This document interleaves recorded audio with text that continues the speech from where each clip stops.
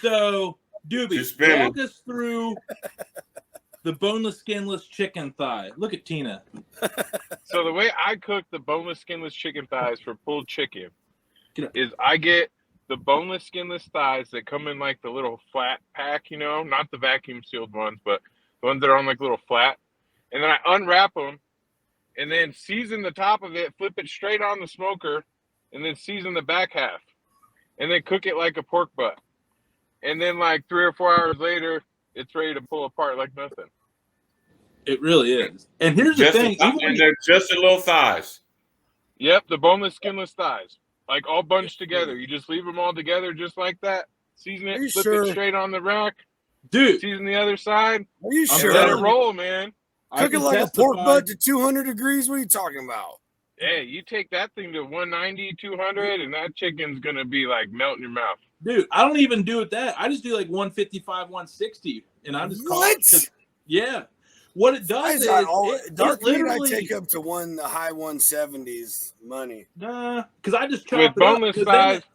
I kind of feel like you get more of the fat like rendered down, more of like a gelatinous texture when you take it up to that 180, 190. I'm serious.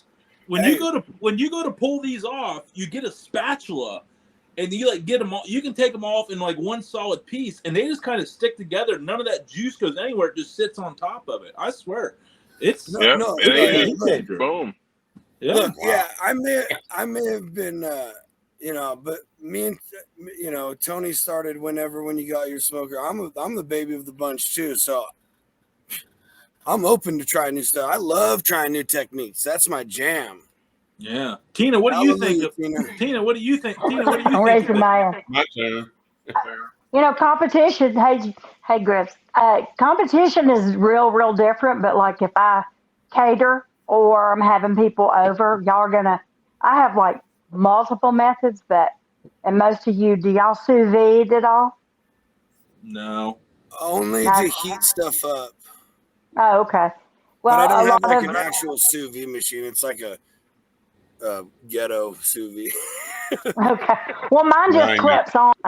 A lot of times you can season your chicken. I put butter and some, whatever seasoning you're currently hooked up with in a bag and sous vide it, for as long as you have time and bring it up to whatever temperature, like Doobie, if you like to cook it, to almost 200, whatever your preferred temperature is, and then finish it. And I will finish it on coals with some chips. Okay. Mm-hmm. And you can also do it the reverse way.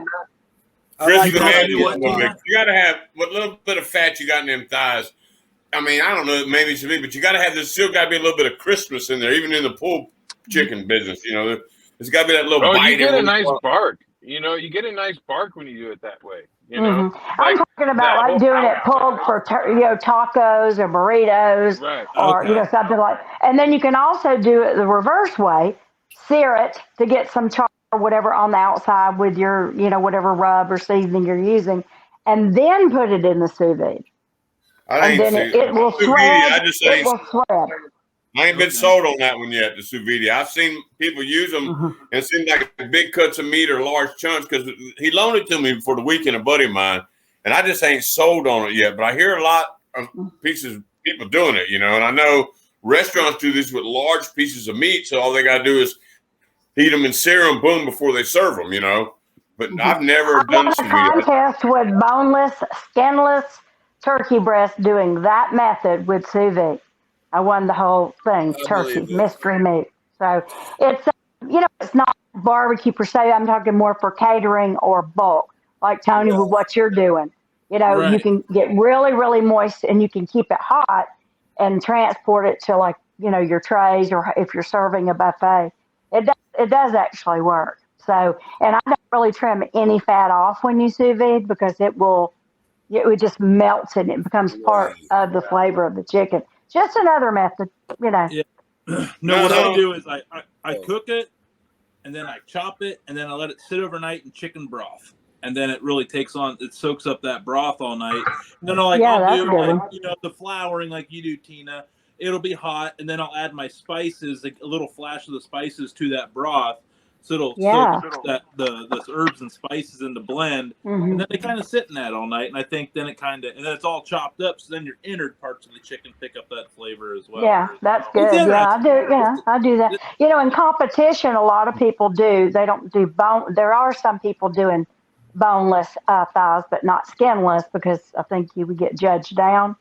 But a lot of people cook thighs in competition, and they actually cook it pretty high temp, like you do. They will cook it up to like 195, some even higher than that, depending on how big they are.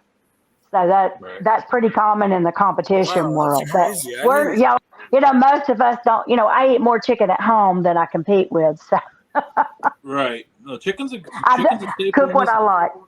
Yeah. But you got to remember, when it comes to chicken, though, you can't have no damn soft ass skin on no grilled barbecue smoked chicken. You got to have a bite on that damn skin. I want to be able to pull it off like a potato chip and eat it first, and then get into the chicken thigh. I want the skin to be that crisp.